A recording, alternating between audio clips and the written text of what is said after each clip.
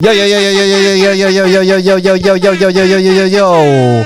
Welcome to another episode of the Cheat Coders podcast. My name is Raph. This is episode number 146. 146. And I'm here with my usual suspects of Don Valentino. What's doing? Condom. Condon. And all the way from London town, taking showers for 2 hours. Mr. Nats, The hair, though. the cleanest, The freshest. the freshest, the wettest. The wettest.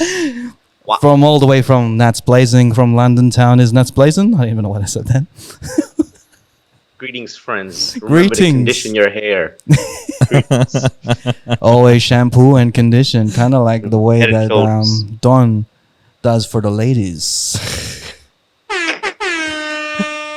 What the heck? It doesn't have to make any sense. Doesn't have to make sense. So how you been, Nats? It's been like about 2 weeks since we last talked. Yeah, man. What you been up pretty to, good, man? Been busy, just working, Grinding. and Grind. living. I see you got a plant behind you just to add to the Yeah, bro. feng shui of the cheat coders room. Got a lot of plants in here. It's a new hobby of mine, gardening and shit. So it's good, man. It's therapeutic. Yeah. It's cool. It's not that interesting, to be honest. How I many don't think how many it's plants do you have in your apartment right now? To be honest with you, probably over, I don't know, 15. I Wow, think. man, that's a lot of plants. Yeah, there's a lot of fucking plants in here. Are you We had alright? one that just kept multiplying. We're like, oh shit! So we just Are you going kept through a repotting crisis that we don't know about? it. A mid-plant price. What? A mid-plant crisis? Mid-plant crisis. I don't know. Or could you be going through a pandemic? A plantdemic. A pandemic. Actually, probably. Probably that's why. We've been in lockdown for almost 6 months. I think. Yeah, you guys have been in October? lockdown for ages. So it's a given that there's a lot of plants and a lot of indoor Activities. fucking hobbies. Given that there's plants. I'm running out of hobbies, man. There's just only so much you can do. Because Nats is the type of Um, guy that, if he gets into something, he'll get into something. Yeah. Oh yeah, Yeah. And that's 100%. it could be Rap knows anything that. from could be music, anything. from Bitcoin, and all the way down to plants. Plants. Plants, yeah, and it's a bad thing. It's like if I focus on something. Raph knows this because I was watching an interview we did a very long time ago, Raph. Yeah. The one you did for me about the Who Was Nats Blazing, and you captured it very well. You diagnosed my ADD before I got to see a psychiatrist because I went back to that video after I got my diagnosis, and literally you make a comment saying, working with Nats can be very difficult. But when you get in those moments, those bursts, magic. And I'm like, fuck yeah, that's exactly it. Consistency is so bad, but when you catch me at those The right times where I am times, focused, yeah. game over. Like, we got something. But if I'm focused on something stupid as fuck, like BB guns or plants, fuck, you got to waste the time right there. That's a month. That's a couple months gone. Yeah. You're never getting those back. I've wasted Everyone a lot of around. time with you, Nats. Yeah, he has. But rap stood the ends of time. He tried very hard to push my rap career. Because I'm the type of guy that inspires the hustle, man. Like if he's doing something stupid, I'm like, maybe there's a hustle behind it. You know, I'm always trying to think I mean, deeper. that's what friends are for, That's right? what friends are for. It's like, man. hey, what are you up to? You just want to encourage them to do their shit, rap is- even if rap their is my shit is handle. stupid shit. Rap is my handler. You're the only person consistently keeping tabs on me, even from overseas. Hey, man. It's a miracle I'm still in this podcast, to be honest. Yeah, you try to fucking leave. I'm like, you know what? Nope. No more guests. You're staying here with us. You can't keep away from me, man. I swear. Rap the handler. Because I'm the handler. because it isn't the cheat coders without Nats Blazing. Yeah, man. Yeah, it's not You know the what I cheat coders. It's just the skeet coders. The skeet Done. Set coders. life. But no. All right, Don. How are you, man? How you been? Good. Yeah, Don. I How are think you? I think you already asked me this question before Nats came on, but I'm good. You didn't man. answer the Been- question, so I've been- I'm still I've- wondering how's the date. My cousin saw you at the comedy show. Any nice. Wait. Hold up. That's exactly where we're going. Comedy so show. we might as well. Which comedy show was this? The one was I performing or was it just Type 5? Yeah, dude. She sends me a photo, and I know this guy with a hat. Why did he? Oh, did she thought that she knew him? I think No, I met she knows who Donna is Okay. from obviously through the. I don't think Donna has actually met her. You know, the night I was thinking you guys met was actually Chris. It was that night. I was drunk too. Yeah, yeah. So she you fell on the You ground. probably haven't. Yeah, I remember that. yeah, I fell on the ground. That was the same night Yeah. where Nats had the what you call it, the I don't know. He was giving out his business cards Yeah, to all the ladies. I just got business cards printed for my job. First thing I do, I go in the club and I start making it rain. Just like, yeah, you get a card, you get a card. And You know how you that get was paid? that was the thing. And you go to the strip club to like spend your ones and your twos. Oh well, in here it's probably fives and tens. Nats is like he just got his business cards and is ready to go. It's like, oh, that is my number. You can do. You can call. I don't think Sorry. anyone uses business cards anymore except real estate agents and Asian No, people. it wasn't for business. That's all I gotta say. It was for. It was dirty just like that. business, It was a down to flex business. and like, hey girl, here's my card. Probably don't need it. I just You want to don't make need- sure you don't need business insurance, but okay, here you go. I just want to make sure that the listeners heard the jokes that Raf just said, which is it's not for business, it's for getting down to business. Getting down. I missed that. Pretty much. But yeah, Don. So like for real, how you been? How's your week? I've been good, man. I've been busy. I was saying earlier, I think that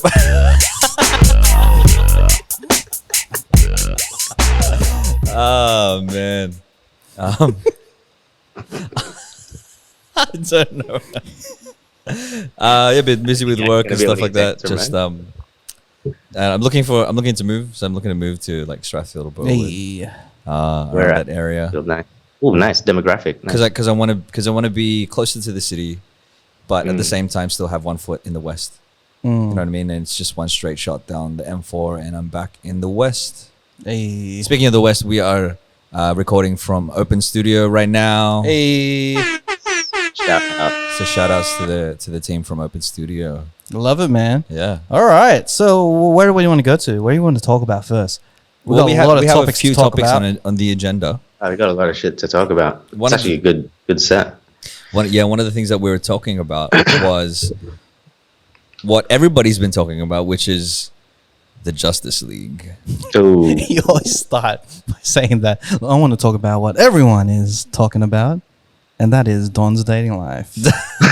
For example. Nobody's talking about my dating life. Please don't talk about my dating life. Yeah, the Justice League Snyder Cut has been Hey. released. Have you seen it?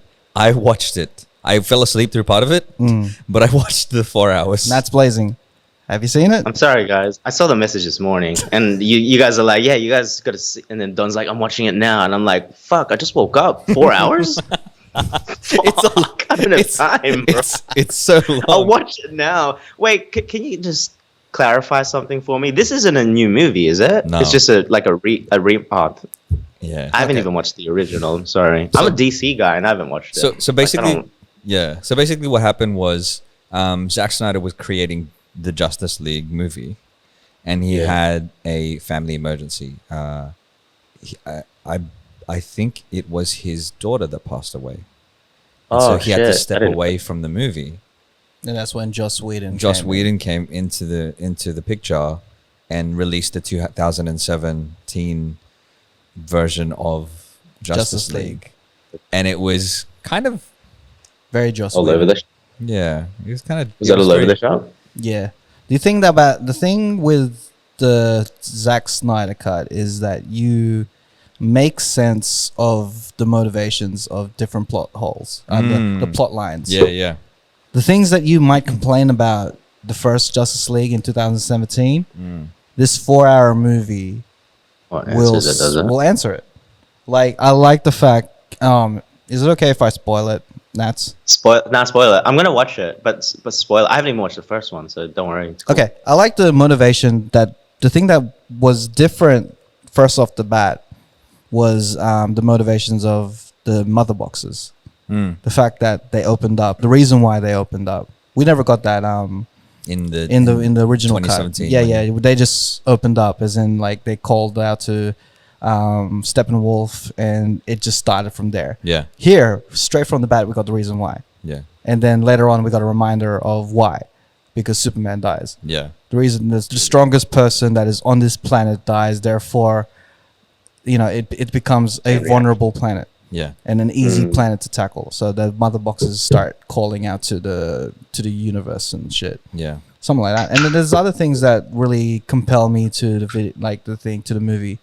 But my first thing that I thought of was, if you have to tell a story in 4 hours, is it a good movie? Is it a good story if you have to tell it within 4 hours or double the time? So I was when I was watching it, there's lots of and I don't know, I don't even know what to call it, slow motion scenes. Because this is a Zack Snyder movie, Zack Snyder, there's going to right? be a lot of slow motion scenes. If we had those slow motions in normal motions, we would have had a 2-hour movie. Maybe that's why.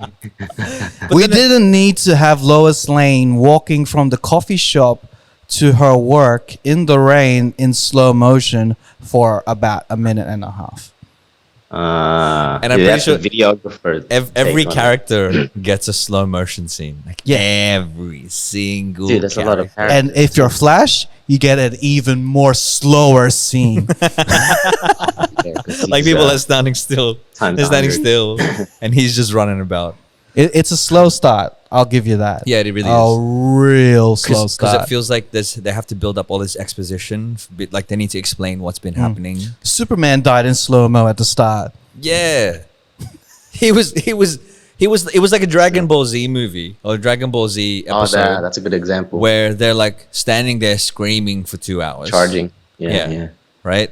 And that was the beginning. It was Superman dying, and he's screaming, and it like it blasts this sound waves all over the world. Superman dying for 2 hours. I get marinate in the moment.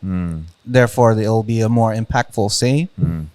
But I think they were marinating every moment to me. Everything was getting marinated. And since I watched this 2017 movie, I'm like judging that storyline. I'm like comparing the story because I know the beginning, middle, and end of that story. And it's this is pretty much the same premise. We're going to go to this beginning, and we know what end we're going for. And by the time it reached to a point where they're like, you know what, we need to get Superman. I looked at my watch. I'm like, fuck, we're 2.5 hours in. Like, shit, in the previous one, that was like half an hour. At least. Yeah, and it was straight. Like it was so quick, and I think, like, I thought about this as well, right? How does it need to be 4 hours? But, and I don't kind of want to compare Marvel and DC in this moment, but if they had split it up into different movies, they could have done that. They could have split it up and made it a TV show of sorts, where there was, because it was 6 parts. Yeah, 6 parts. And an epilogue, right? 6 parts, and if that could have very easily been 6 episodes of a huge TV show like Game of Thrones. Yeah, but then again, like, it's the type of movie where there's a lot of setup. If I saw it in different episodes, I get tired of it. You reckon? Yeah, I think the fact that it's one movie, you get sucked into it, it's like, I'm going to be all in. I have to watch it from start You to have to finish. commit. But if they separate it and give me the option to watch it next week, I might not be there next week. It'll be like a series that just dies out too quick. Because the start was it's really fine. really slow to me. I was like with Shiv next to me, and when you get me looking at Shiv throughout the movie, hoping that she doesn't hate the slowness, it's a slow movie. Oh wow, that's slow. She's not as patient as you when it comes to watching those types of movies. Yeah. Well, she would be like, why does this have to be in a movie? But then she, as the movie, I can actually picture you saying that too. As the movie progressed, What is it?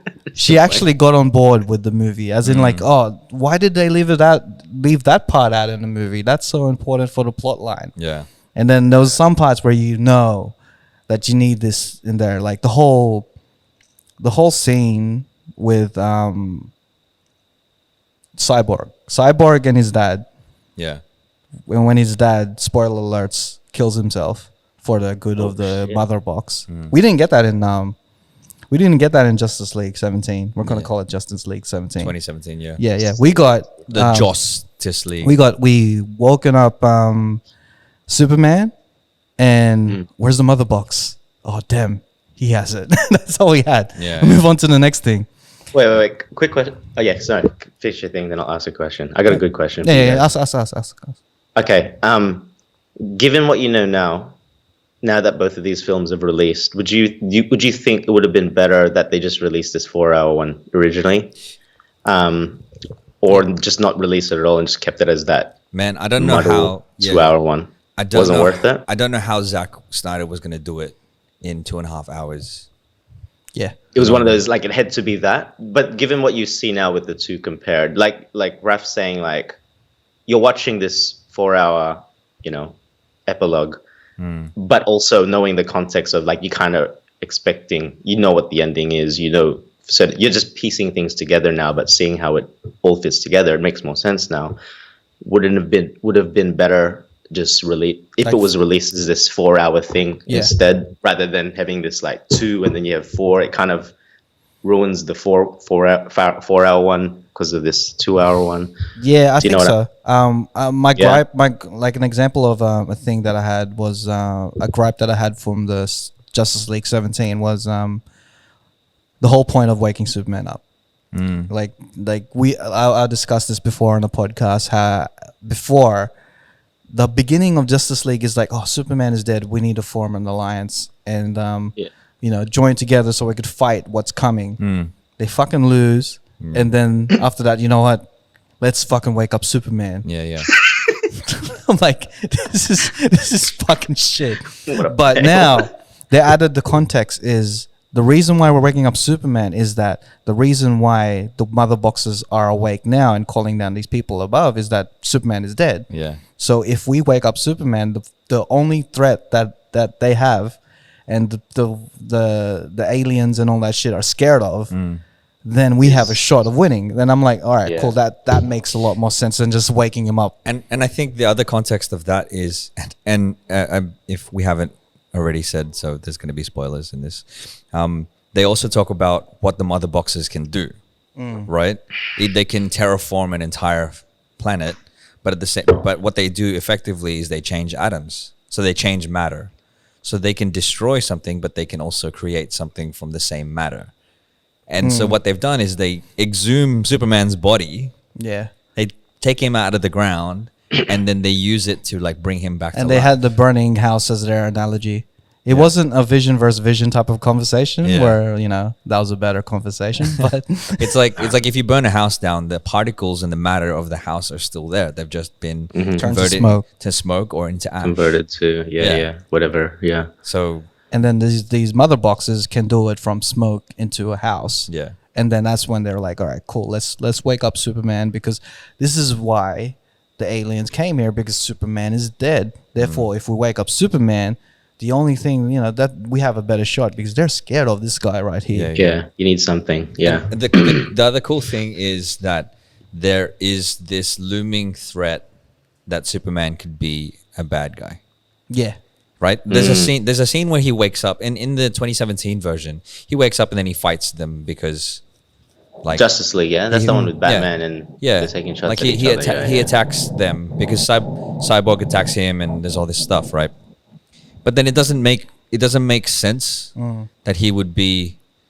Oh, he wakes up and he doesn't remember who he is. Oh well, okay, that's like it doesn't make that much sense. But in this one, they tease the fact that perhaps he could be turned to evil. He could be. For whatever reason, they tease that a lot more in it. Yeah, Lois is the key, as they say. Yeah, and it makes that scene makes a little more sense. And you're like, oh, okay, he's not a good guy. Yeah. The fact that I like that they kept that scene in, because my favorite part of the whole movie is still my favorite part of the whole movie in both movies. Which one is when Flash tried to outrun Superman and run or behind him, and then you slowly see Superman move his head staring at him. It still gave me the same effect. So those two movies, like no matter what they are, that has been my favorite scene in both, and it still is. Speaking of scenes, Speaking of scenes, real quick, you know how because I saw like that there was cuts that they cut Jared Leto like in the Vision. That's in this cut, yeah. Yeah. Was that newly shot, or was that supposed to be I think so. cut out? It's Like, you know, newly Suicide shot. Squad, they cut out so much shit. Was Yeah. that like an old shot? No, that's a newly shot one Yeah, I think because that was newly- he's different. Oh, He's got like longer he is hair. different. But I was just thinking, like, did they chuck a? They obviously chucked a bit of a Suicide Squad with like how much they cut for time's sake, I want to and it see just makes me wonder, like, are they? Is there any possibility they do the same thing for Suicide Squad? Because that was such a mess of a movie. Yeah. And like, wow, I wonder if it would have the same effect if like all these cut scenes make it a bit more watchable. The or difference is that the cut that we got from Suicide Squad was the director's cut, pretty much. Or people are saying that, you know, like there was a bit of a backlash because of Warner Brothers trying to put in their 2 cents in on how it should be cut. So, but at the end of the day, I really think this director's cut really benefited the Justice League. I'm a bit That's more. good. I do care, like kind of like how Marvel made me care about Wanda and Vision. I do care now about Cyborg. I do care about a little bit more about Flash. Like, he's a great character. Now we have more of a backstory with him. Yeah. And now I want to see that alternate timeline where Yeah. Superman is the bad guy, and that last scene where we see, because that's the Joker scene is pretty much like, I think that was supposed to be the end credit scene, like at the final, because the way they structured it, it just feels like they just put it in there, you know, just for the sake of it. It's at the end of the movie. You see, It's a version of the Earth as like a timeline Yeah. where the Darkseid dark has timeline. the nightmare timeline where he has taken over the Earth, and Batman has to team up with, like, you see him with the Flash, you see him with Cyborg, Mera, Deathstroke, and also the Joker. yeah, they're like in one team going through this hell of a world that they have to deal with. Yeah. So it's crazy. I love seeing that, because you see like bad guys joining with the good guys. Now it's like, you know, Yeah, we have never- this world now. We're Never gonna have thought to, of thought. Yeah. It'll be interesting to see that dynamic. Now I want to see that. You shown me that. Now I want that. Are they going to? I thought they weren't continuing this. I mean, if it's- people ask for it, then maybe, right? Because this is the Snyder Cut has come from people People asking, petitioning for it online and trying to Power get it. to people, you know what I mean? Yeah. We were talking about it in a previous episode about storytelling, and Steppenwolf's motivations were so much more compelling in this one, because he talks about wanting to conquer the Earth because he's trying to redeem himself to Darkseid. Yeah, it's still a stupid motivation. I think Overused. I think it was a better one than what Yeah, it better was. than the better original, than right? being like, I want to destroy the world. I want to destroy the world, right? And he's trying to like, you know, impress Darkseid. Yeah. I thought it was funny though. He was like, "You still owe Darkseid 50,000 planets." It's just like, bro, damn, man, You got a gambling problem. damn, Steppenwolf, damn, 50,000 planets. what did you do? Taking you 4 hours to conquer this one. Taking you 4 hours to conquer this one, and fucking you're You not didn't even do that. Jeez. Best change that I really do respect is that they changed the last battle. Like the last battle, premise of the first one.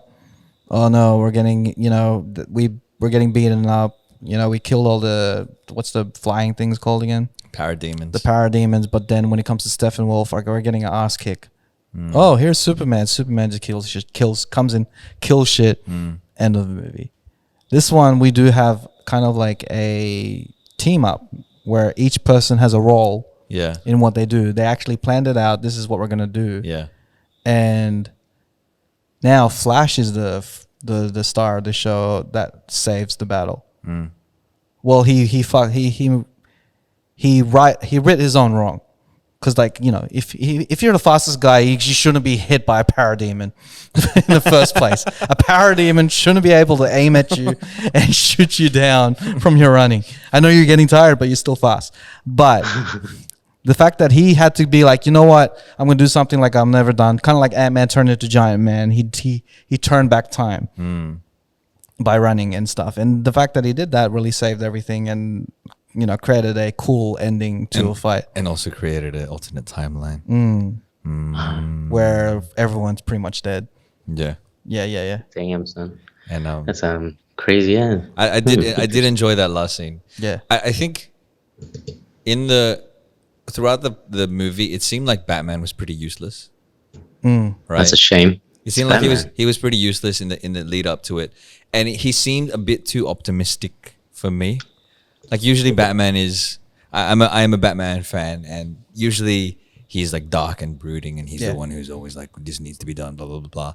But he starts talking about this will work because I have faith. Manhunter. He's full like, I go by many names. I could be anything, and I've taken up different forms.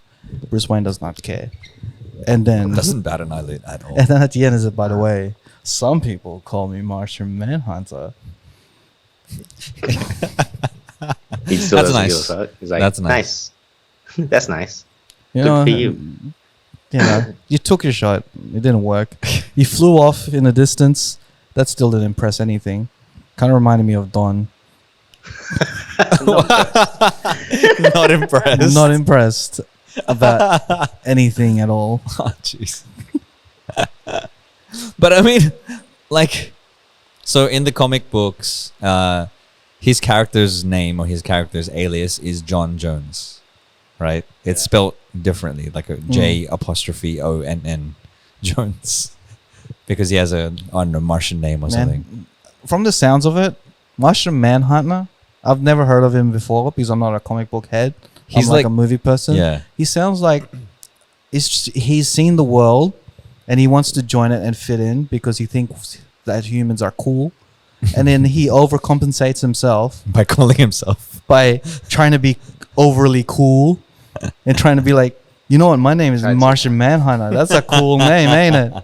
He tried too hard, eh? He tries too hard to Like he fit was in. already cool, but he overdid it. Yeah, he could be cool Yeah. if he could just relax a little. Just Yeah. chill. Just chill. Just be You're cool. actually- Just chill.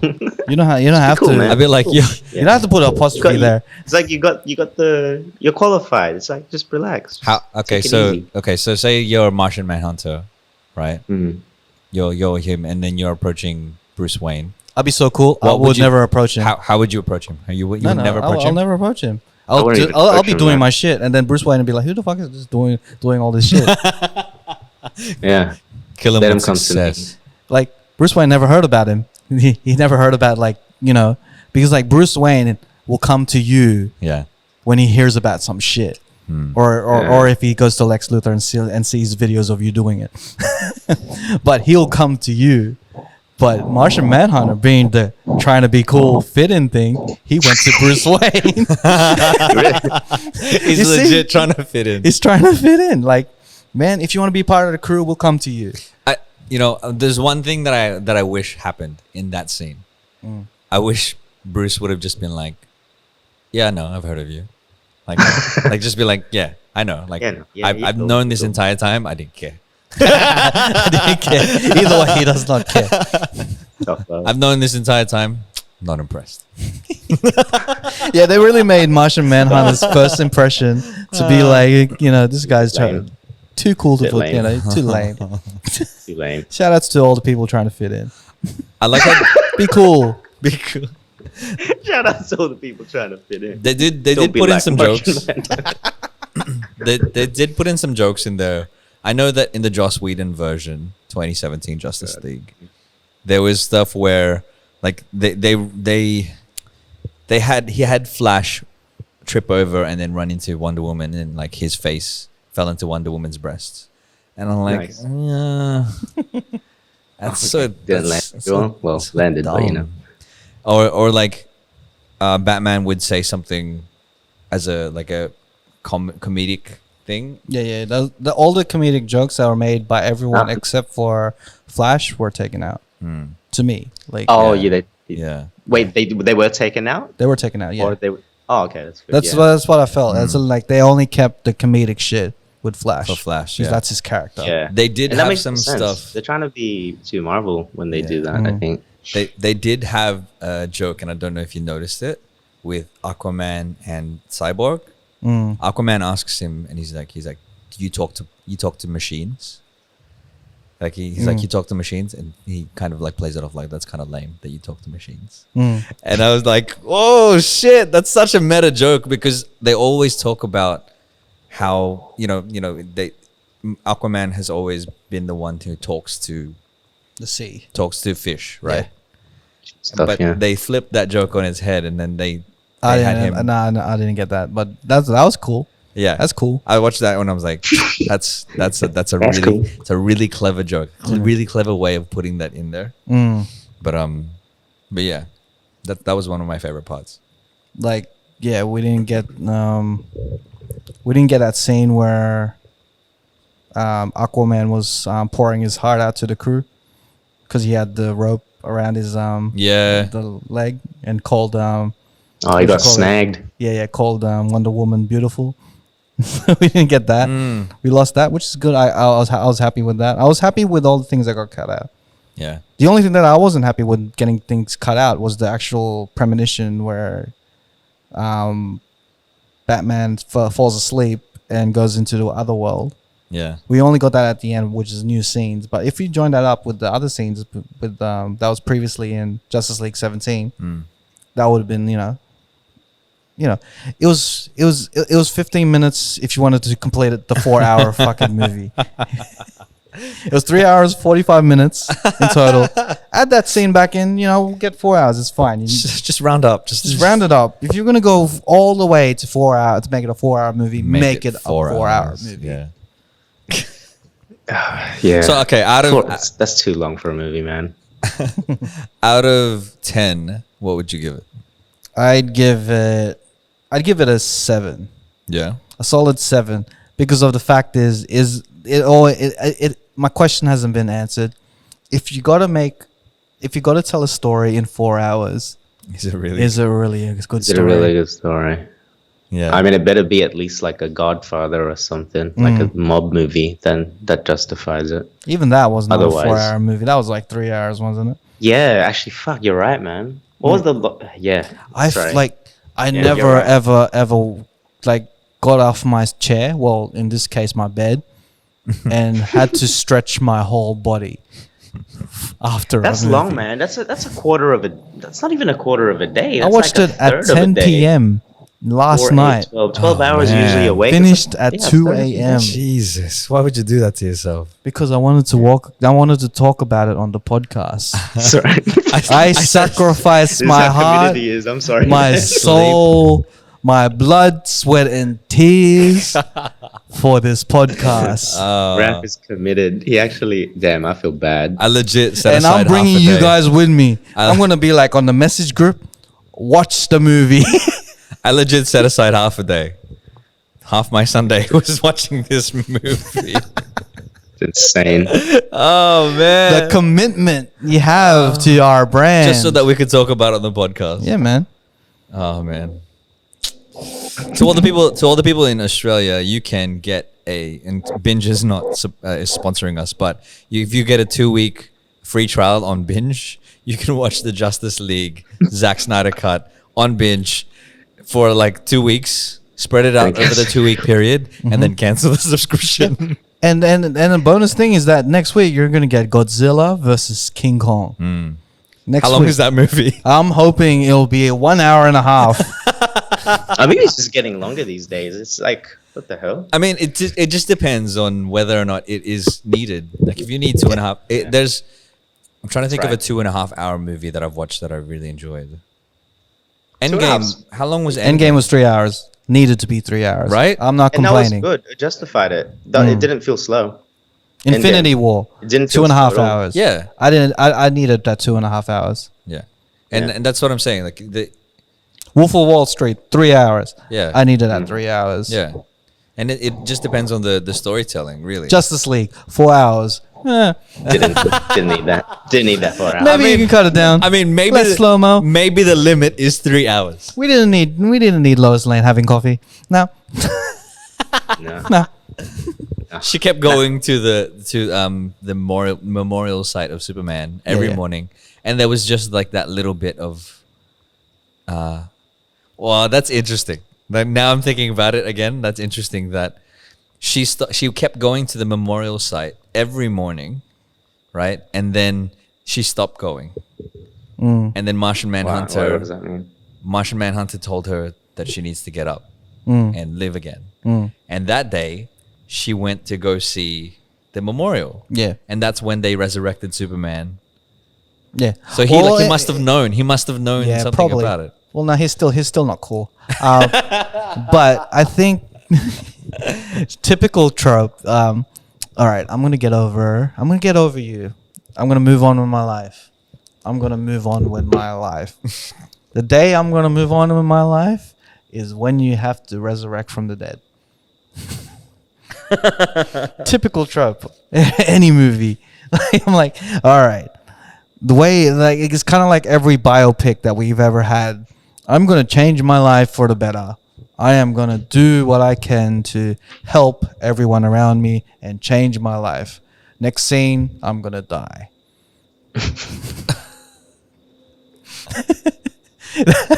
Am I right? Every single friggin' biopic. It happened to the Biggie pick.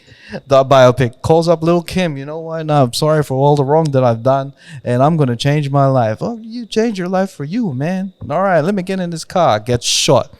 Yeah, you got a point. You actually have a good point. Yeah. That's true. Like typical story trope. Every biopic that gets glorified always goes like that. People like the rise and the fall. Yeah, Yeah. the rise and the fall. Whenever the fall happens and you want to change your life for the better and get to another rise, nah, man, we're just gonna kill you off. I mean, it makes sense, right? In terms of story, Mm. because signifies the beginning of a journey, and then the journey stops. And if there is no initial like premise to that, then if the person passes away or like the person dies, you don't really care. Yeah. You know, it's like Slipknot in Suicide Squad.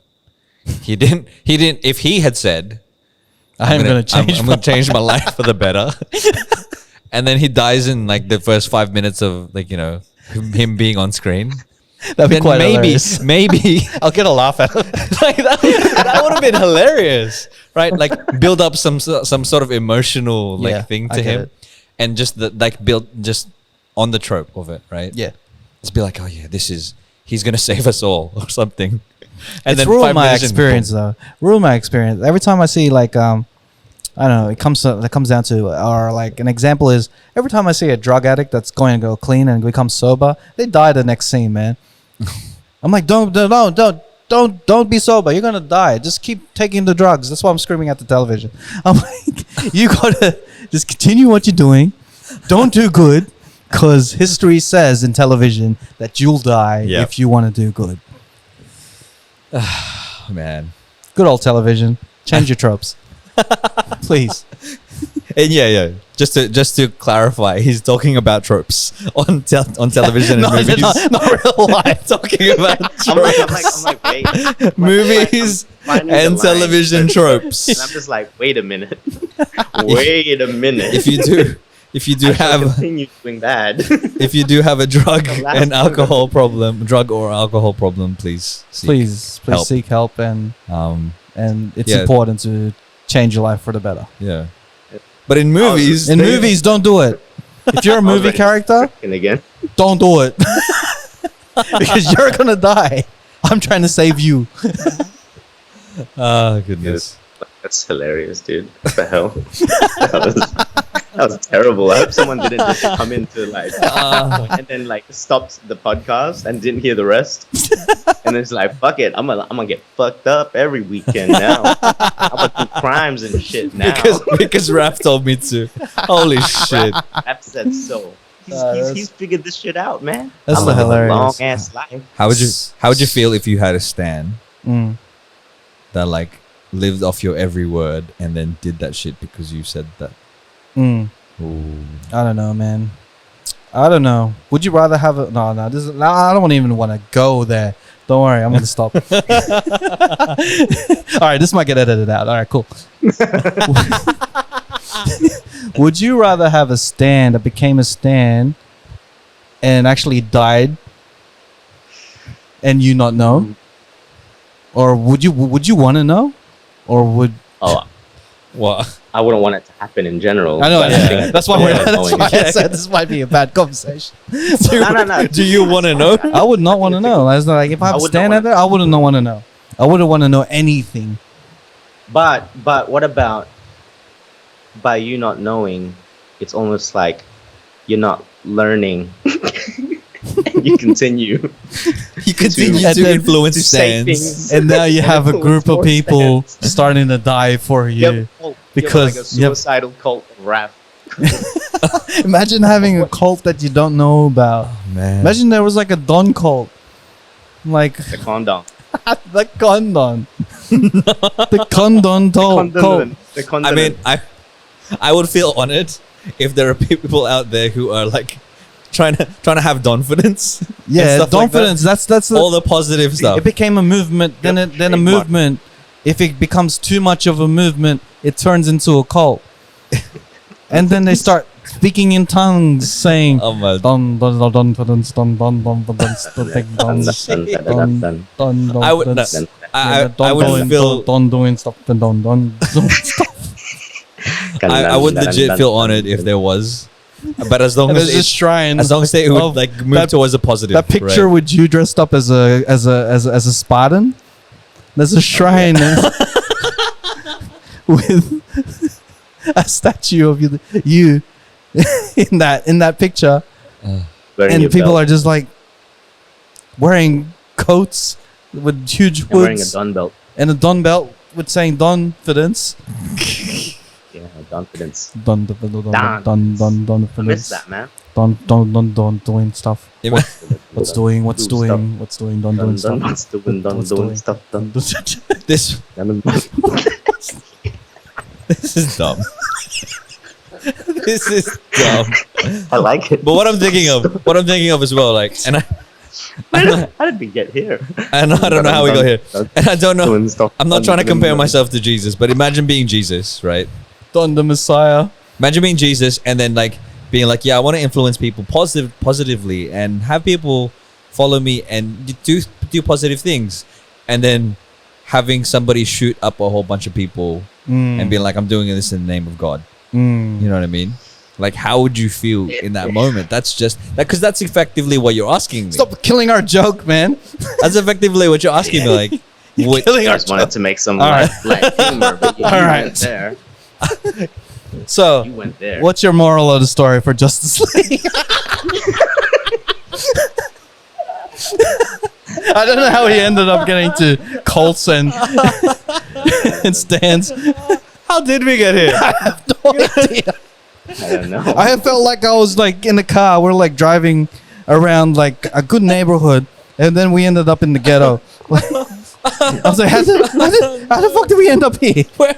We're gonna have to listen to the playback and listen to how we got back. Gotta rewind, man. I don't know how that happened. Don't do it. Stop. Don't. Fucking- Just speaking your name in tongues. It's so funny. I don't know why. Man. That's dumb. You know why? There was a point. It just got quiet, and it was just me and Rap just going.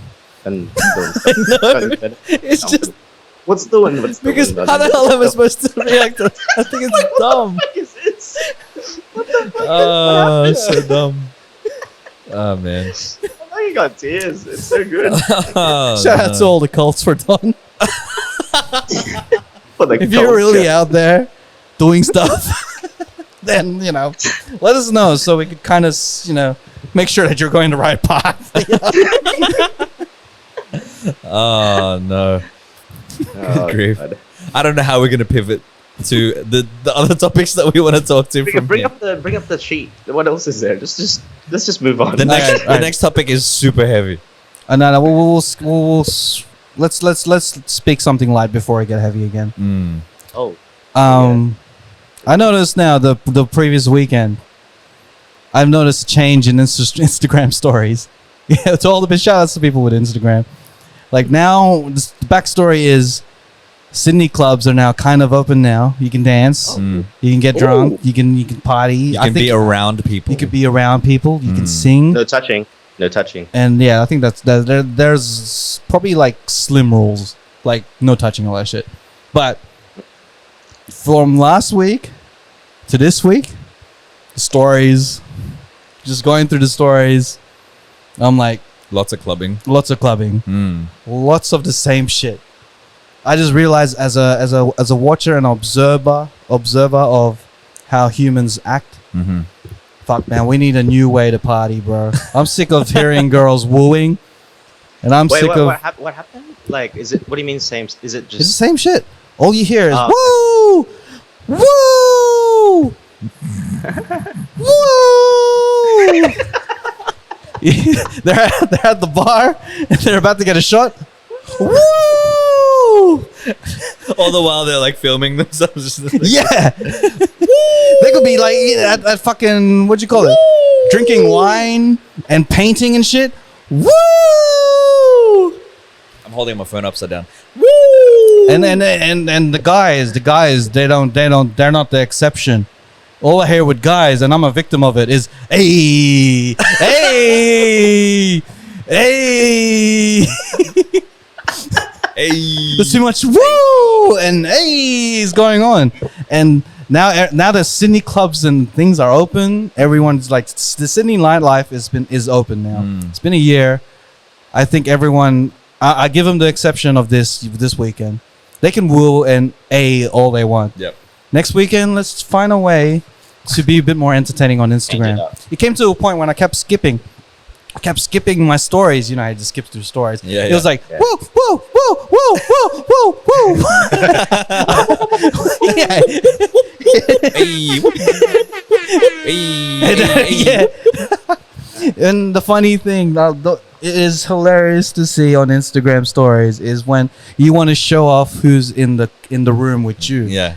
And you know that everyone is probably just sitting there like losers, like, but when the camera gets onto them, they're like, woo!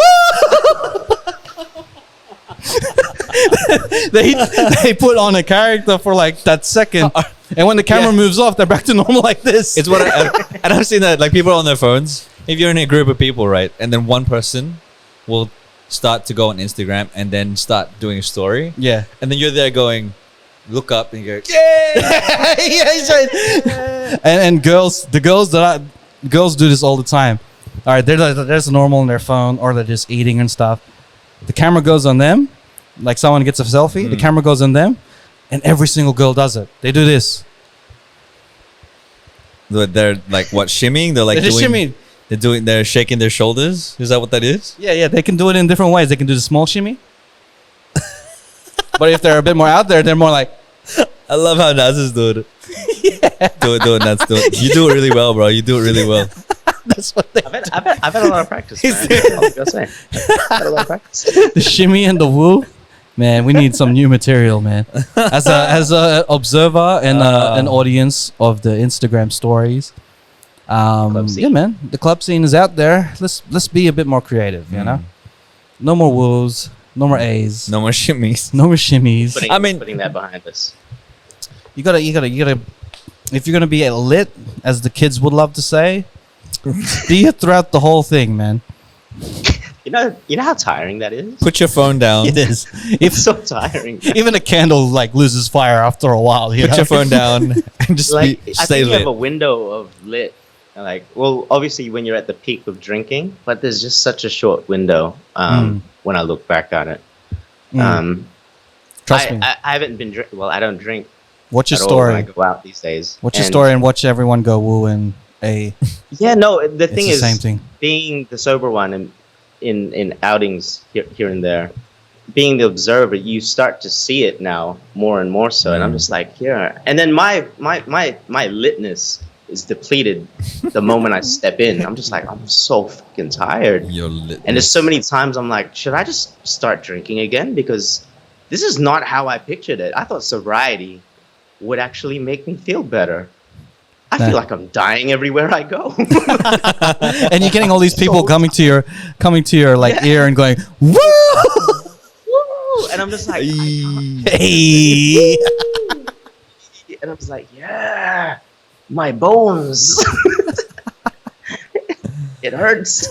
I might sound like the biggest hater right now, but you know, that's what it is, man. Is it because you haven't been able to go out? Trust me, if you see me out and then you see me on the story, Guaranteed, I'll probably have a little A in me. Hey. No, but Raf, you save your litness because you commit when there's an outing. I remember this because I'd be out every Friday, but the rare moments you'd be out, you're like, yo, I got my pass, my lit pass.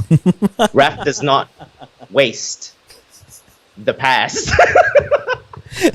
Trust.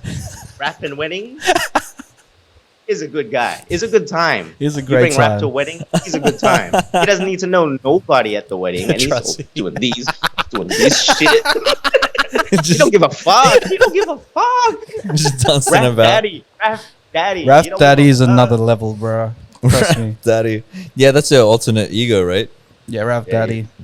I It's swear, fun, man. You need people like that, like people that are genuinely lit, because it makes everyone else want to get lit. yeah, man, you can That makes tell who's genuinely having a good time, and you can tell who's just there to drink their sorrows away. I'm joking. Yeah, you know who's trying to deal with some shit. Yeah, it's like, wow, the been way a this long guy's week. celebrating, he's dealing with some shit. Dealing with some shit. I mean, The that's more woo, the more A, the more. That sums it up. That sums it up.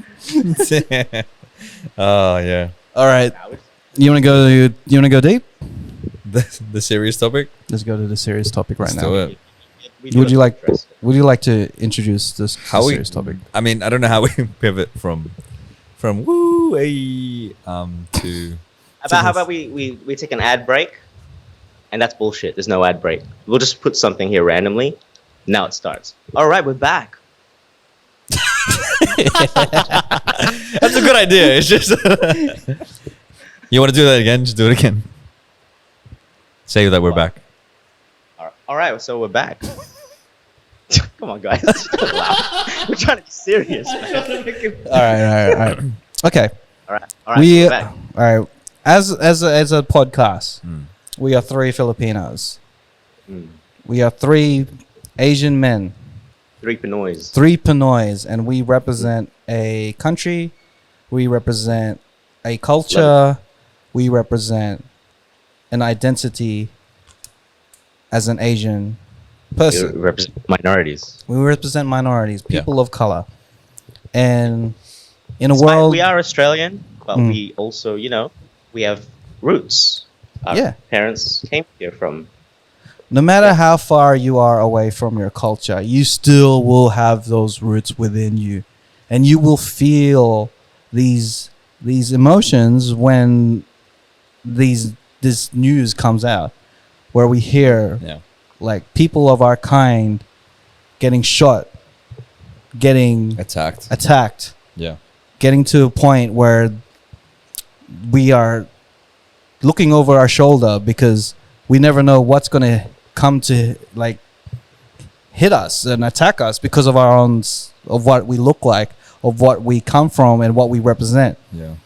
So, Don, did you want to wrap up that news? Yeah, so to give a bit of context, this started coming up, I think, during COVID, right? Because it was kind of known that COVID-19 had come from China, and people were blaming Chinese people, and to the same effect, they were blaming Asian people, right? So there was this kind of underlying hatred or like fear towards Asian people because of COVID. Lately, what's been happening in America is there have been attacks on Asian people.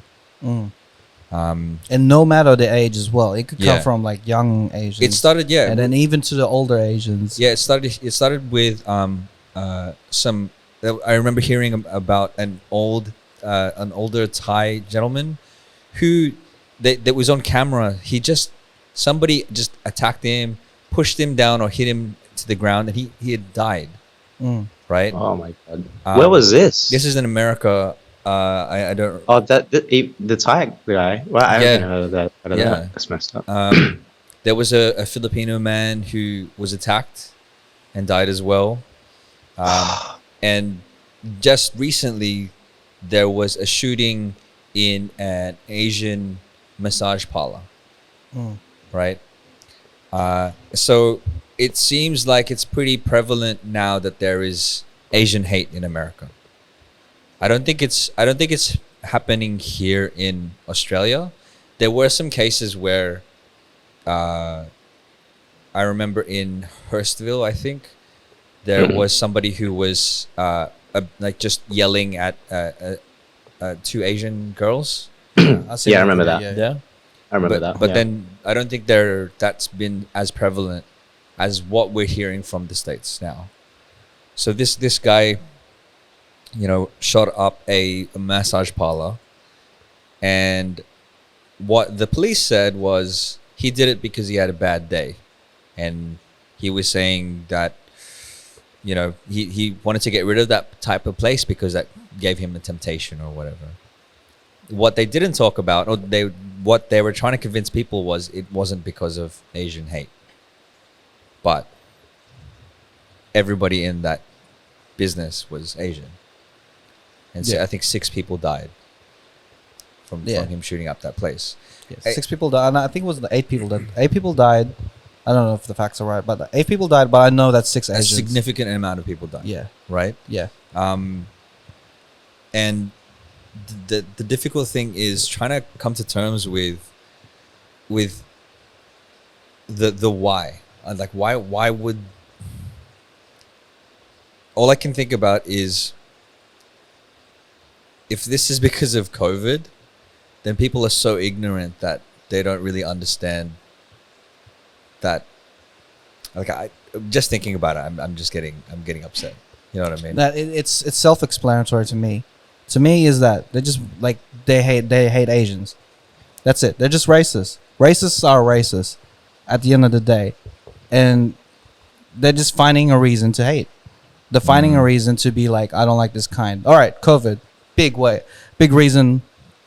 The racist thing is that they think they got a pass to become racist to Asians because of COVID. That's their mindset, that state. That's the way that they think. And the fact that okay, with the whole thing that happened, he shot those people because of racism. And the thing that baffles me the most is, why isn't it straightforward like that? That's what it is. If someone shoots someone because of their race, why aren't you saying that? Why are you saying it's something else? What are you saying this? Like the thing, racism is out there, which, I get. But the protecting of the racism is 10 times worse. Like, the people saying they had a bad day. He had a bad day. You know who had a bad day? Every single person who were related to those people. Yeah. Every single person who mourned the deaths of those people. Yeah. And those people as well. Those people specifically had the worst day and the worst outcome possible. Like, I just don't get the whole thing of like the police protecting racism. Or defending the person who did the killing. Yes. Because that's effectively what it is, right? It is. If it was someone else, it would if it was a person of color, it's been said over and over again. If it was a person of color, we'll be calling it this, we'll be calling it that. But if it's now, it's not that. It's someone that's one of them. Now they're gonna be saying, okay, he had a bad day. And I know, it's tireless to hear over and over again, and people will be probably listening to this podcast. It's I don't want to hear that. I'll hear it everywhere. Yeah. You should hear it everywhere. You should hear it everywhere you go. Every podcast you hear, every platform that you listen to, you should be hearing this. You should be against this. You should be totally agreeing with the fact that racism is wrong. And it seems nowadays, thank God that we're having these talks. Thank God we're having these movements, because, I know we need to keep talking about these things, man. Yeah, especially as a Filipino podcast, as an Asian podcast. Yeah, no matter what we talk about, we're definitely just an Asian podcast because we are represent of our culture. We just need to talk about it, man. It's an interesting thing that you said, and I agree with you that people, if you're racist, like, or if you are discriminatory towards a particular race or a particular person for their culture, whatever, you'll find a reason to justify that discrimination, right? Like and they'll find any reason. They could call a person a drug addict. They could call this person this. They could call it like they'll call anyone anything besides what it is. I think, yeah, it's frustrating to hear. It's frustrating to see, and like we just need to keep pushing the movement. Like recognizing, like I'm glad we're seeing these videos of people, talking about what it is to bring it to light. Right? Bring it to light because it's important for us to talk about it. It is important for us to understand that it is happening, but maybe a question is like, what else can we do? You know what I mean? Yeah. Like what else can we do? And I know the United States has their problems with gun control, right? So if that were ever to come to, there is that they have a problem with that. That's a separate topic. If this Asian hate started to be more prevalent here in Australia, like what is it that we can do in that thing? Well, I think the way to think about it is not what can we do when it happens here. I think the way to think about it is that we are lucky enough to have that opportunity to prevent it from happening. What is the things that we can do to prevent that from happening here? I don't want to be able to be like, all right, let's wait till it happens here and then we'll deal with it then. Yeah, let's deal with it now. We're a lucky enough country or wherever we are to not face what's going on in America. Yeah. Like this is our opportunity to just be like, okay, people are speaking out to racism, to Asians and racism in general. Let's try and really change that narrative here because it's not a full narrative yet here. Let's make it. I don't want to even say yet. Let's just try and figure out a way to prevent it from happening here. Yeah. Have these conversations. Yeah. Even like have these, empower ourselves. I think one of the ways that we can do it to prevent it from happening here is just empower each other. Yeah. Like people who are not person of color or not Asian or even not, just empower us, our community, support, use your white privilege to support the movement. Like everyone has a responsibility, whether they're no matter what nationality they are, they have a responsibility of preventing and minimizing racism. Yeah. I think about our episode with Tina and also Dalara when we were talking about the Black Lives Matter movement, right? And one of the things that stuck out for me was having those conversations, and talking with each other. So I agree that all of this stuff needs to be talked about and differences need to be discussed. Because what happens in this sort of environment and this sort of conversation is that there becomes a division in people. It starts to become us versus them, and there's a delineation between, okay, people hate, let's and just to simplify it, and I'm not trying to oversimplify it for the sake of it. White people hate Asians, right? So all Asians should hate white people. That shouldn't happen.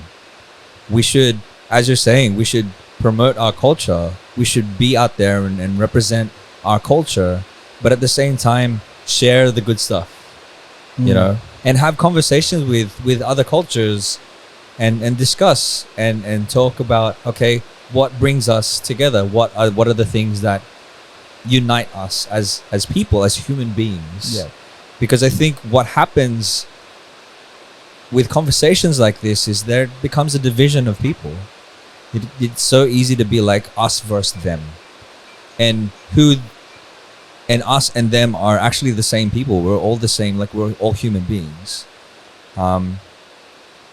It's unfortunate that there are people out there who are ignorant and are not willing to learn, are not willing to have conversations about important things and about sharing culture and about uniting people. It's unfortunate that those people exist, but I think, yeah, we need to have conversations. We need to like just talk to people and represent and show up for our culture, show up for Filipinos, show up for Asians. Yeah. But not in a kind of like Mob yeah, not mob mentality. It's not us versus them. It's like, hey guys, this stuff is happening, you know, and it shouldn't, because this stuff shouldn't happen because people are dying. Human beings are dying, not just because not like we hate that person. It's just like, let's have conversations and talk about how do we prevent this stuff from happening here in Australia? How do we help other people not be ignorant? You know what I mean? And I don't necessarily have the answer for that here, but I feel like that's the trajectory, or that's the direction that we should be taking here. Yeah. And I want to retract the statement that I said, saying that it's not as prevalent here in Australia than it is in other places. Racism still exists here. Yeah. No matter how you like perceive it. I want to apologize for people who may got offended thinking that when I said that I meant this way. I'm saying that we need to prevent racism from becoming more of a problem than it is. Because it is a problem. It is an issue here in Australia. Yes. I think I can speak for myself. I'm lucky enough to not experience that like racism on a really detrimental level. You know, I feel lucky, and I'll use the word privileged, that I don't experience racism as much as other people. But you still feel But I think when it happens. But yeah, Yeah. I feel like it does happen. Maybe not for me in my current situation, where I am. It might happen to other Filipinos. It might happen to other Asians. I know for sure it happens to, you know, the indigenous people of Australia. Yeah. So, but I think for the people that don't experience racism and don't experience discrimination against them, it's important for them to understand that it does happen. And it's important for us to try to figure out what to do in those types of situations, how to prevent it, how to be more aware of having conversations. And This is conversations, man. Conversations really changes perspectives, and you realize different perspectives through conversation.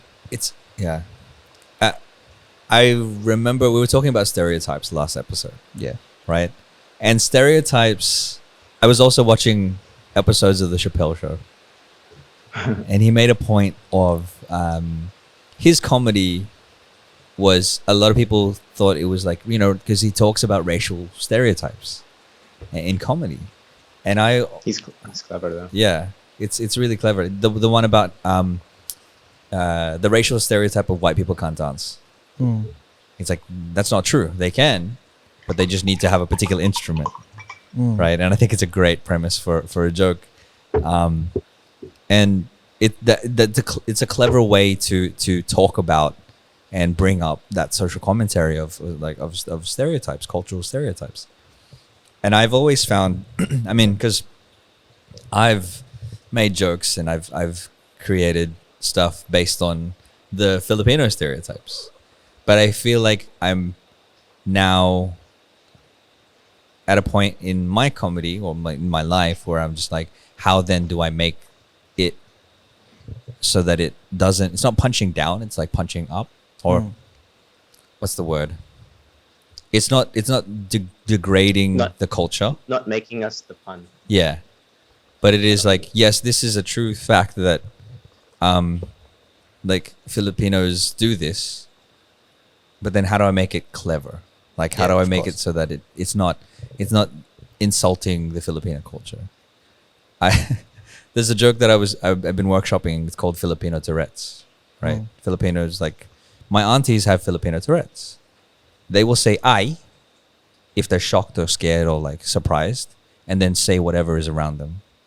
So if my auntie is like chopping potatoes and drops one, she'll be like "Ay, potato," like that. She'll say that shit, Yeah, right? you've said that joke about 3 times on this podcast. Have I? I've counted.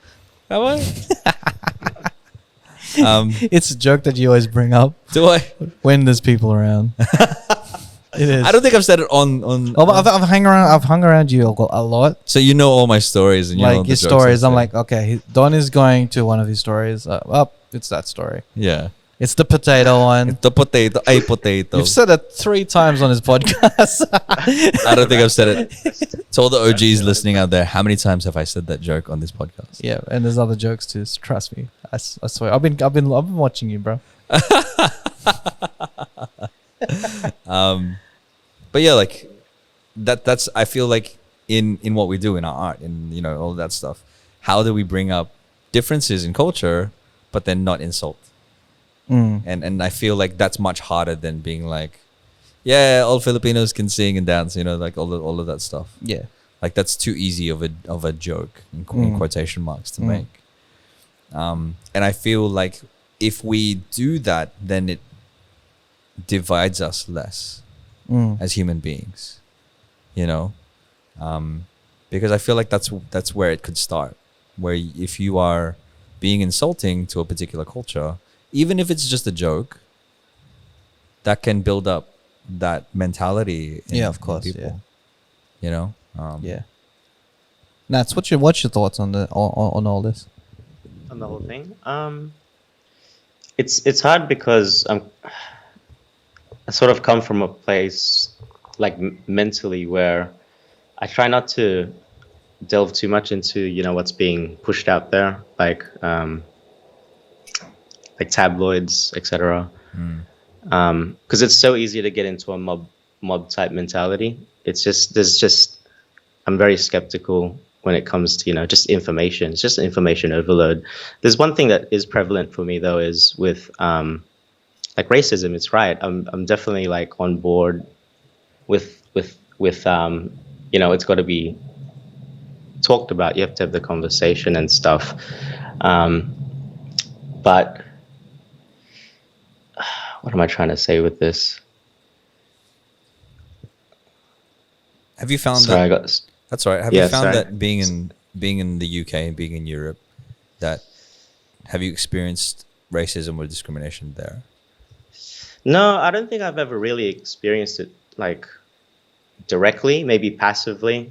Just, I don't know if that makes sense. Like, sometimes it doesn't necessarily, you just think it is. Like, I don't know if it's a mental thing where you just think it's probably because I'm Filipino or Yeah. whatnot, and it can go both ways.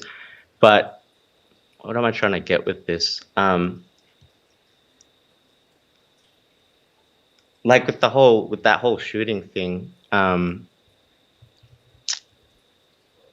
there's always going to be like racism, right? That guy, like I don't know, like we don't know enough. Like it's all out in the news, and yeah, statistically, like he shot majority like Asian people, but there's just some information, like I don't know what to believe these days, like when it's out there. All I know is like, yeah, it's definitely like there's definitely like an issue with racism. It's never going to disappear. It's never going to be completely gone. Maybe it was the way it was handled. Like it could be, I don't really give a shit about the shooter. Like, Yeah. it could have been racially motivated. It could have been sexually motivated, because there's like, I haven't looked into it enough, or neither did I really want to. And it's not me trying to be ignorant. It's just me trying to be level-headed, because I myself have been guilty of falling into like too much on one side or too much on the other side. And it doesn't matter like which side is like, there's so many different sides to anything. But yeah, it could be completely like sexually motivated too. Like, I think he targeted massage parlors, and maybe they happen to be Asian as well. So it's not trying to fall into that, once again, that whole mob mentality of just make it just because of this particular thing. Like, I don't want to base it on that. I think it's not just that particular incident, though. You know what I mean? No. That I'm not saying. I'm just saying like, but I think it's good. It's got the conversation out there to speak about it as well. Yeah. Like the shooter and whatnot. It's somewhat not the most relevant thing, I think. You know, in this whole thing.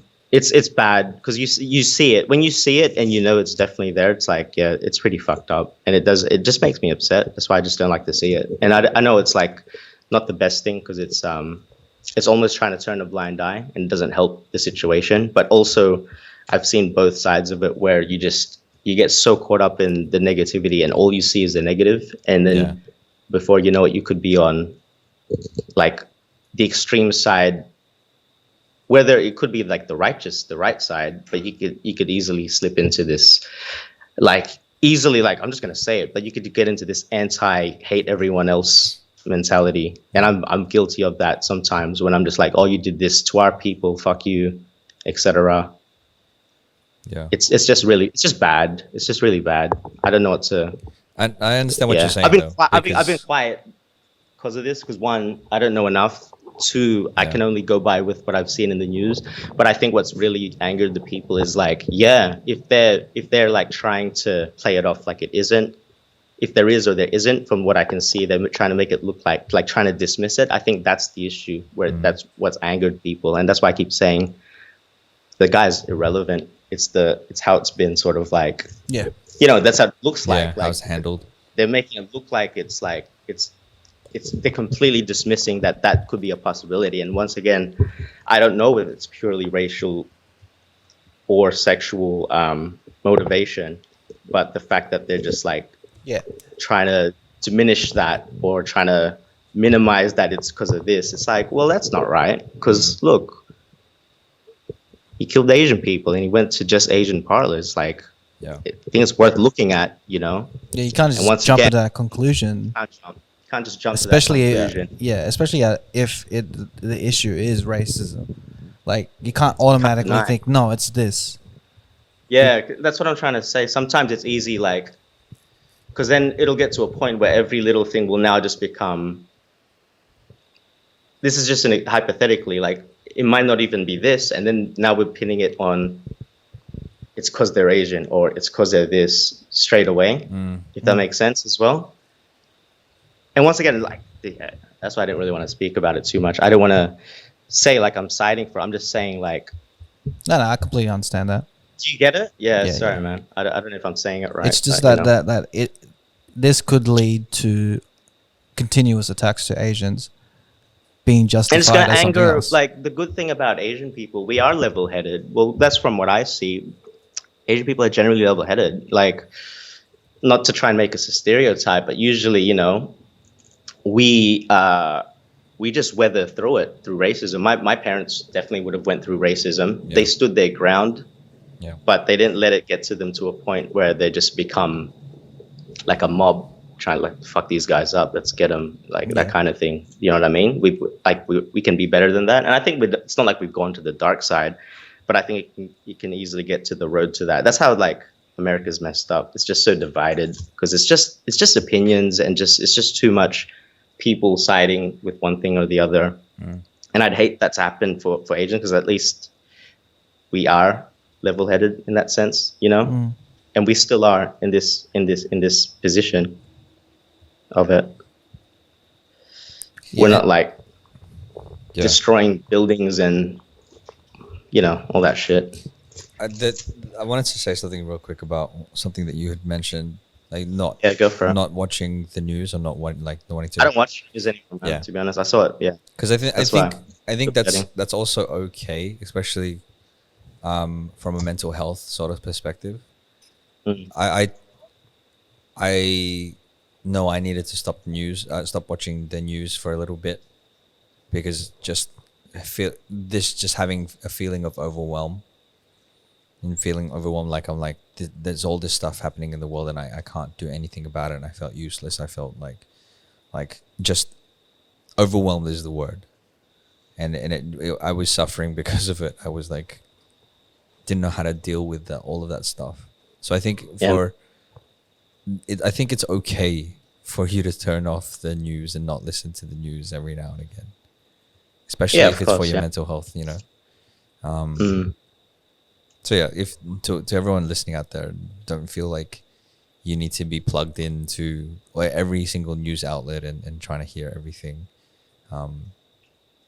Yeah, especially during this time when mental health is so important. Yeah. And you can also find ways to have those conversations. You don't have to be an activist over it. You don't have to be posting all like anti, what you call it, or protesting about it too much. Like, it comes to a point where you can physically have a conversation about it. Yeah. To someone. If it happens in your workplace, call it out. Call it out. You know? It doesn't need to be kind of like shaming the person, but just like be like, hey, that wasn't cool. Yeah. Or like, this is borderline harassment, or this is borderline discrimination. You don't have to protest on the internet. The internet doesn't, doesn't turn the world around. Like, literally just having a conversation with someone in person, calling things out wherever you see it, like that little thing will do a lot. Like, like if you call out someone, they probably didn't even know that they're being racist. They probably even thought what they said was just a normal thing or just a joke. Yep. But if you call it out, that really changes their perspective, you know? Yep. It's like, oh, okay, this person that I really respect, or this person that I, know is a level-headed person, or like in my group or in my setting, is thinking this way of how I said something. Okay, maybe I should just hold back a bit. Yeah. I think we're getting there, growing as well. I think because like it brings back to the topic we spoke about last time, with the whole cancel culture as well. It's like we don't give people enough time to. There's almost like no sympathy. Once you're wrong, you're wrong. Yeah. So if you're like you're labeled as a racist, that's it. There's no sympathy for you now, and that's where these mob things go. And then suddenly you'll have just divisions of people. Yeah. It's like all like easily this could turn into like, well, nah. Yeah. You know what I mean? Like, it's very easy to fall into that trap. People should be able to speak, make mistakes, and then you correct them. You don't need to get to the point where you just shut them out. All bad. And it's just all bad. It's just there's no room for recovery. How can anyone learn or even like have the conversation if people are even too scared to talk about it? Absolutely. Etc. I think on the flip side of in starting the conversation, I think we all need to be open to receiving that criticism. That if we do, I think maybe that whole PR thing, like, it stemmed from that. Like, they're just scared of like, oh, I don't know who. Like, people are too scared to write what they have, because you're gonna end up having a mob of people attacking you. Maybe whatever you say, it could be like that. Yeah, I think outside of that, I think on a kind of a personal level, within our interactions, personal interactions, we should be open to that constructive criticism as well in regards to racial stereotypes. If we make a joke that is racist and someone gets offended, we need to be open to being being told like, hey, that was offensive to this, and have that conversation. And again, I'm bringing it back to comedy because this is something I think about a lot in terms of like the jokes that I say. Are they racist? Like, are they discriminatory? Are they insulting? And I think it's important to be aware of those sorts of things. There's a joke that I was workshopping. Yeah. There was a joke that I was workshopping that was like, it must be hard to be a gay man, like, because when you get into a relationship, right, you end up having two of everything. Like, one person has to get rid of, you have two lawnmowers, you have two toolkits, You got to That's get right. rid of a lawnmower. You got to get rid of like that's so difficult, right? And I, you know, end up having That's funny. two of those things, and have um I have said that joke to gay friends and asked them, is They're this taking it. is this offensive? Is this insulting?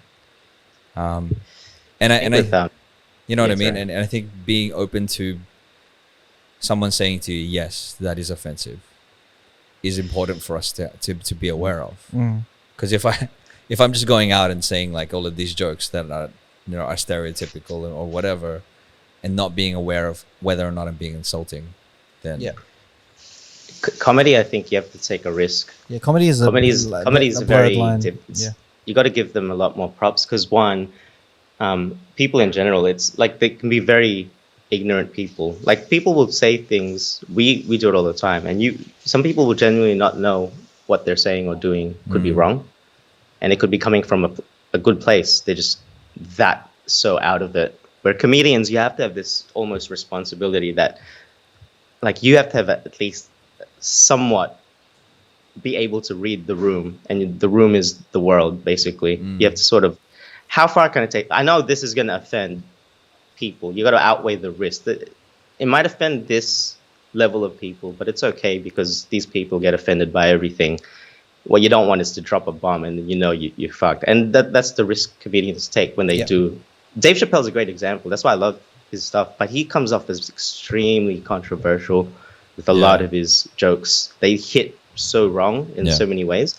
And a lot of the comedians, what I respect about them is comedians are some of the best people in this sense. Like they'll say things, but they know themselves enough that they're coming from a place where, you know, if it doesn't land and I fuck up, then I've learned, and then that's it.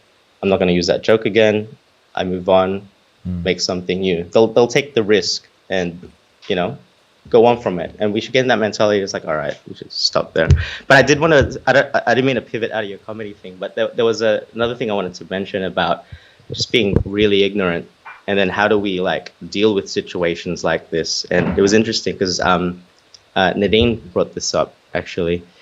And it was I don't know if you guys heard about it. I don't know if there was a restaurant opening. It's really messed up in Australia. Was it Australia, babe? The Vietnamese restaurant? Don't worry, I think it's Australia. But anyway, there was a new restaurant. I think it was in Sydney or Melbourne or whatever. And the theme was there was a bar in Melbourne opening up. It didn't open. And the theme was the Vietnam War. And what the theme was, they got posts and like they've got real war photos. Like I don't know what the joke was. Like the helicopter broken down, and what was the joke in that? This is your ride home today. It was like a broken helicopter. What? This is your what? This is your ride home. This is your ride home today, and it's a broken helicopter. And things like theming it, like the beers was a certain color, like an orange color. And it's like, it was named after like the gas that they used in the war. And I'm like, it was just so outrageous to see like this was actually opening. And obviously there was a huge backlash from the Vietnamese Australian community. Like like how ignorant could you be? And it was just so outrageous that it was almost to a point where it was like, I had to take a step back because obviously initial reaction was like, okay, that's fucked. And I'm obviously angered by this. But at the same time, I'm like, can there be people that are actually this so ignorant and far out of it that they genuinely didn't know what they were getting into? Because they literally like they closed shop, they didn't open, they obviously apologized, they had to retheme the bar.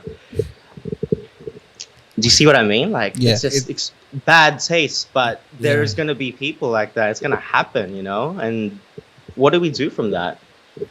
Obviously, they do deserve the backlash they have.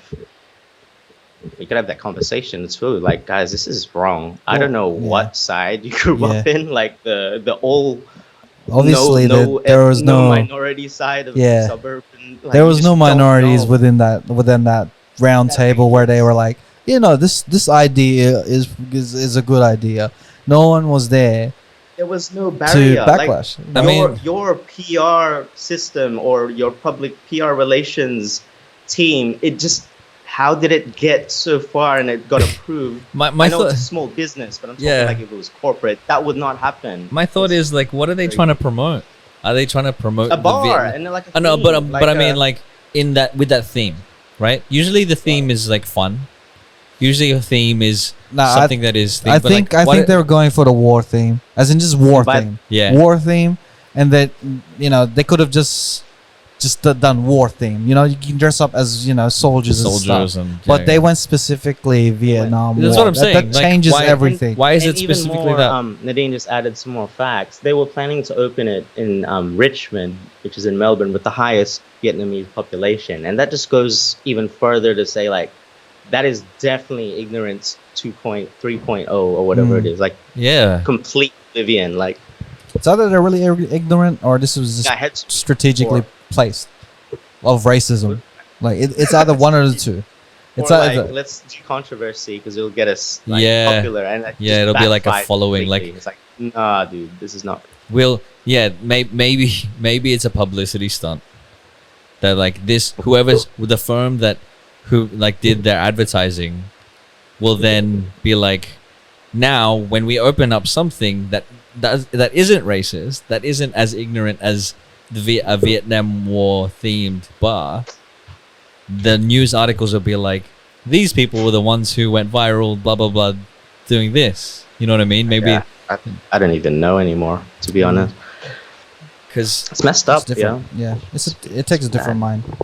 You really need to be a next level of messed up not to know that what you're doing is racist. Yeah, that's what I was gonna say. Like, how could you not see this is a bad idea? I don't know, but so but also ignorant. it starts But that the- whole debate in my head again. It's like, could there actually be people that are this oblivious that genuinely didn't know what they were doing? And Yeah. how do we treat people like that? Do we Conversation. go back? It's like all it's like a conversation. battle between the dismiss, cancel, no sympathy, you can't recover, but we also want to have the conversations, educate and teach. There's almost like that's the polarizing thing, right? Those are the two sides. It's like, Yeah. where do you sit? Like, and that's why for me, it's so difficult to just be on one side's so like 2 feet in because it's so easy to step in. Like you Yeah. can tell that I've been having a lot of struggle with this because I'm just like in a fucking loop, like a hamster on a wheel, just going, I totally get that. Like, and not like I think of one thing more. It's Yeah. just like, how do we go? Like I'm looking, like I can react short term, like how I feel in the moment right now, Yeah. and be reactionary to everything that happens. Yeah. And I've been there, and it fucking depleted my mental health. Or I have to just like take a step back and like, look, what the fuck is this? Like, look at it 10 years from now. Like, what are we doing about this? Because these extreme sides are not helping anything. It's divided. America's the best example of that because they've got the best of both. The left and right parties are pretty much that. yeah. You know, I've been so left and so, pro so many things that I completely dismiss.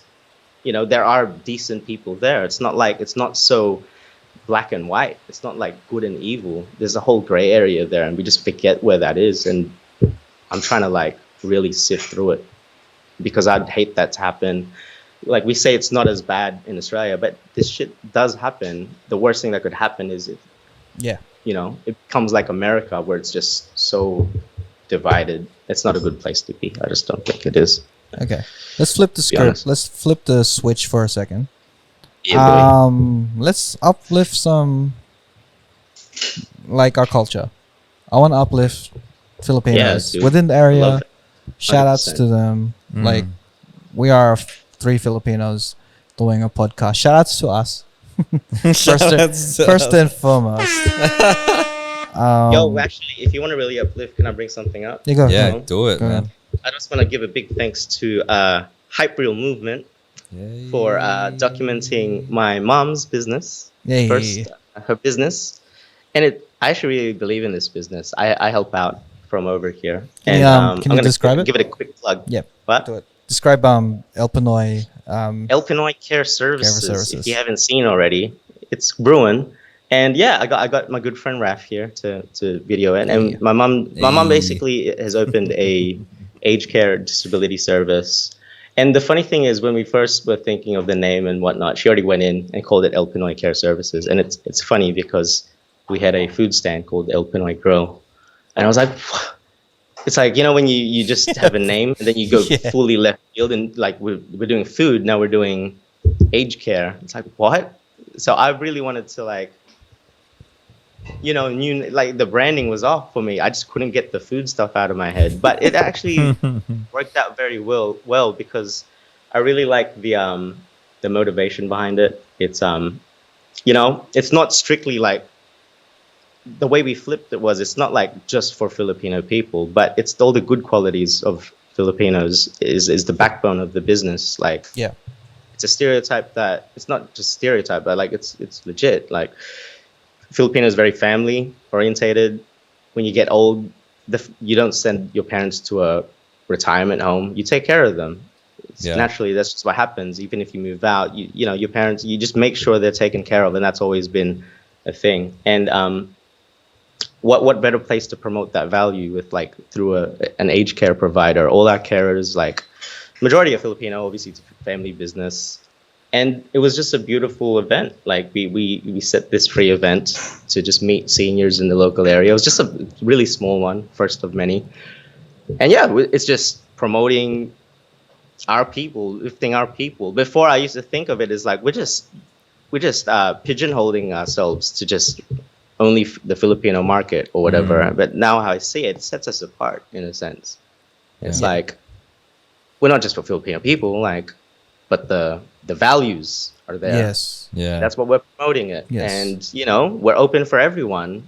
Majority of the people will feel it though, Raf, right? But obviously it's first event, we're gonna get the wheels going. But I'll tell you now, a lot of our clients, it's not just Filipinos. And the funny thing is, what I like is some people will literally sign up to be a client because we're Filipino, because they know we'll take care of them, because that positive stereotype right there is like, oh yeah. Filipinos are known for being nurses. Like, they're all nurses, man. You got a hospital, they're all there. They're a caring type people. So it worked in the advantage of my mom's business instead. I thought it was really good. That's and really good. Yeah. Nice. Yeah, Good man. time. Shout outs to El Pinoy Care Services.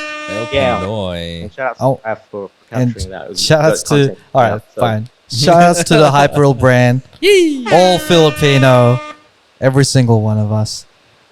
Shout outs to Open Source, Ricky. Yeah. Shout outs to Stonecutters, Kev. Shout outs to the Hustle Society, Hey. Quayne. And shout outs to anything that's like any businesses, Filipino restaurants out there. Yeah. I know there's only a few of Got us a out Rudy Hill there. on Doonside, man. The There's Hans. Doonside and Rudy Hill. There's heaps of Yes. Filipino restaurants there. Can I bring Go. up something? Go. So Yeah, go. there is an organization called Filipino Food Movement, right? They're basically an organization that promotes the Filipino culture through food, and they also have a directory where you can submit if you have a Filipino restaurant wherever it is in Australia, you can submit it to their directory, and then it acts as a directory for, if you're in New South Wales, here's where all the Filipino restaurants are. Love it. Those sorts of Dope. things. And they have monthly meetups, from what I understand. Hit them up. They're on filipinofoodmovementaustralia.org. And I think it's so cool, and it goes back to what we're talking about, right? Promoting that the stereotypes and that stuff, but in a positive way. Yes. Like, Filipino food is like, there's all sorts of different flavors from Asia, like influenced by like Chinese or Asian cultures, but at the same time influenced in Spanish, and it's like a mixture of all of these things. Please, can we have more Filipino restaurants out there in Sydney? I feel like Filipino restaurants, Filipino food is like a hot. It's very if it was a stock, it'd be very undervalued right now. Yeah. As in, it hasn't hit mainstream. It It's got the potential to be one of those Yeah. things. And where it should. I want all Where's the the Filipino Filipino people shop? out there to forget the fact that we are competitive people when it comes to food. Please, please go to a Filipino restaurant. Support those businesses. Even though you create one as think, well, build one. even though you think that your mom or your dad's cooking is much more better, Yeah. or just please support those restaurants, because the more restaurants we have in Sydney, the more we can share the culture in food in the best way possible. the best way to tell a culture or share a culture and their values is through food. Yeah. Like really we is. spoke last week about the Italian culture, and most of it has gotten from and it stems from food. From food. So let's do it with the Filipino culture. Yeah. Let's not be like, all right, I can cook it better because I am the best Filipino chef ever. Or if you can, let's put together Let's competitions. Let's let's put do like a Filipino cookout. A Mm. barbecue cookout. Like who makes the best lechon? Oh, that would be sick. You got Hey, that's a good idea for what is it? Filipino fiesta? yeah, man. Like, Have a cook-off or something. I love like the fact that we could, be more like sharing of our food. Forget the competitive side. I know we're competitive, which is a good thing. But like we need more restaurants for sure. I'm tired of seeing like, the only restaurants that pop up is just like this. All I know is 3 or 4.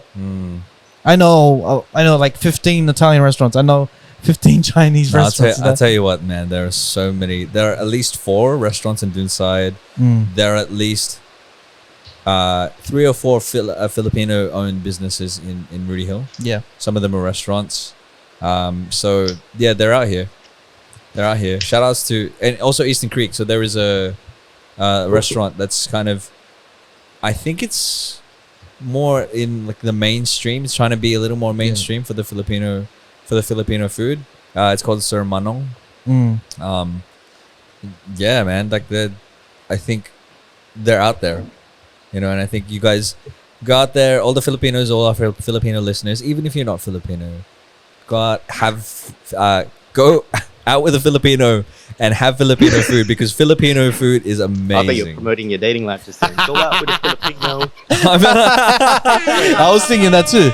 All the white ladies out there. If you want to experience the good stereotypes That's not what I was trying to of a say. Filipino, Okay, sure. we have Don doing stuff. I see how you're And he'll take you out to a good Filipino restaurant. yeah, boy. If anything, I haven't taken my friends to enough Filipino restaurants. That's it. So I think we need to do that more. I'm fillowed up, man.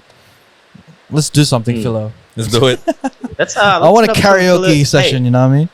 Let's hit up some Filipino businesses. I mean, like, let's practice what we preach. Let's do it. Like, if there's any Filipino businesses out there, like, we've got this platform. Support Philos, maybe man. we can do something. Like, if we can do some discount codes for, like, a cheat code is discount code, Hey. something like that. Let's do it. I don't Let's do see it. why not, man. There's a lot of. I think it's a matter of actually just connecting. Sometimes it's like we just don't connect. Maybe that's it. That's the thing that we We lack need- we as need- Filipinos. we lack the the community. We lack community and Oh. networking. That's all. I think the community is there, but yeah, like I think It's in divided. this time with COVID, we need to come together. We need to come together and like reconnect and do those sorts of things. And like when I always have this conversation with Ricky, we just need to like build on the community of Filipinos in this generation. You know what I think as well? Yeah. This could open a whole other can of worms, but I think there needs to be more community between Philo Aussies, like Aussie guys, like grew up in Australia, Yeah. and Philos from the Philippines have come here. Because sometimes, like, I'm just gonna say it, but sometimes I feel like there's a bit of a divide there as well. Yeah.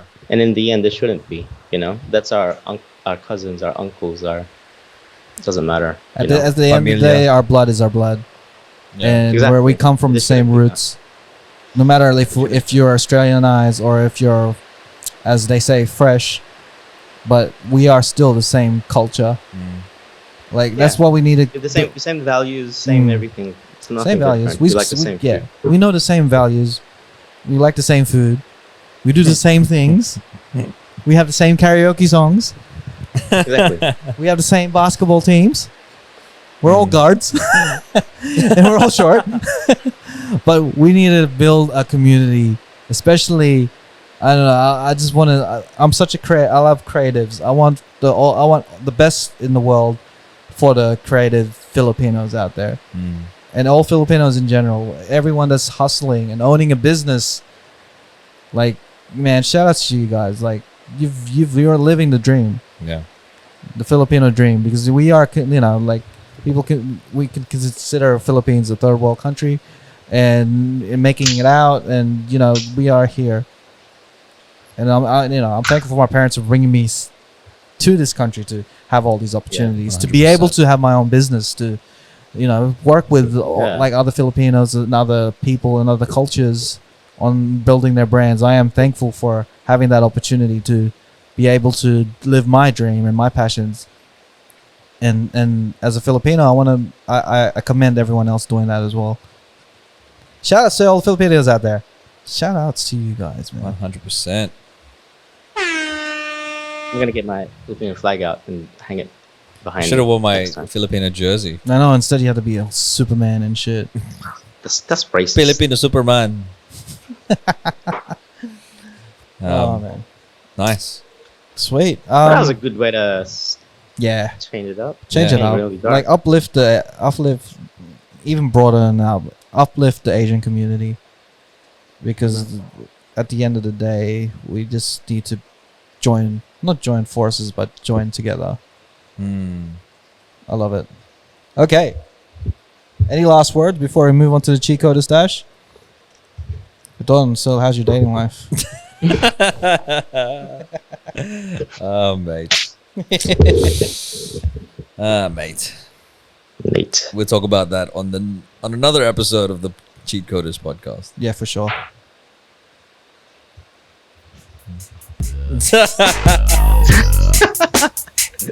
Oh man. Okay. Shout out to all the Filipino strippers as well. Oh man. All Okay. right.